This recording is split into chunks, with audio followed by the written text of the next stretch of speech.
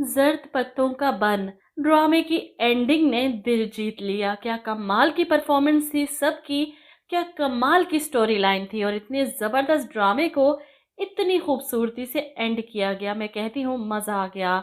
जानिसार की 60 एक साथ भी इस ड्रामे की 25 एक साथ का मुकाबला नहीं कर सकती और मैं पूरे धड़ल्ले से कहूँगी जो रेटिंग्स जानिसार को मिली हुई थी ना, वो जर्द पत्तों के बन को मिलनी चाहिए थी। लेकिन अफसोस कि ऐसे ड्रामे लोगों को अट्रैक्ट ही नहीं करते। सिर्फ साजिशी, सास बहू की लड़ाइयाँ, मियाँ बीवी के तनाज़े, तलाक़ें, आशिकी मशूक़ी, बस ऐसे मसाले भरे ड्रामे हो तो लोग धड़ाधड़ ऐसे ड्रामों को रेटिंग देते हैं और रातों रात आसमान तक चढ़ा देते हैं। लेकिन देखा जाए तो मेरे नज़दीक ज़र्द पत्तों का बन ऐसा ड्रामा है जो सालों तक अपने नक्श लोगों के दिलों में छोड़ कर जा रहा है।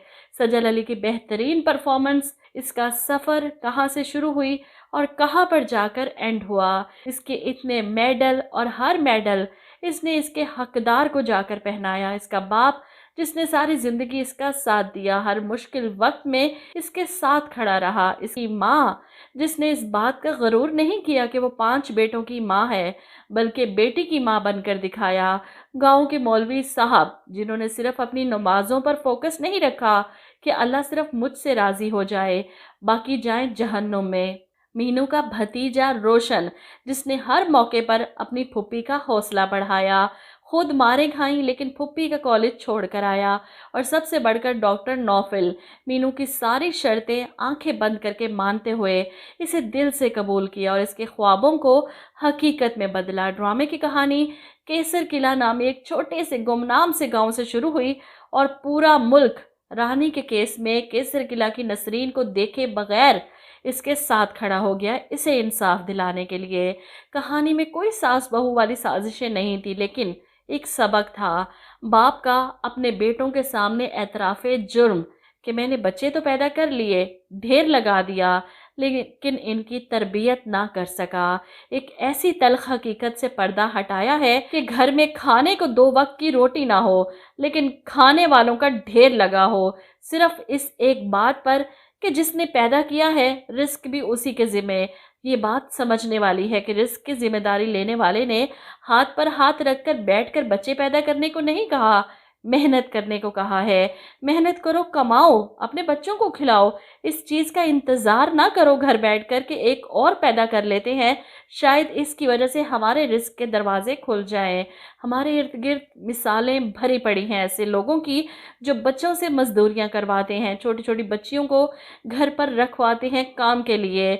2 वक्त की रोटी नहीं इन बच्चों की, क्या ज़िंदगी है।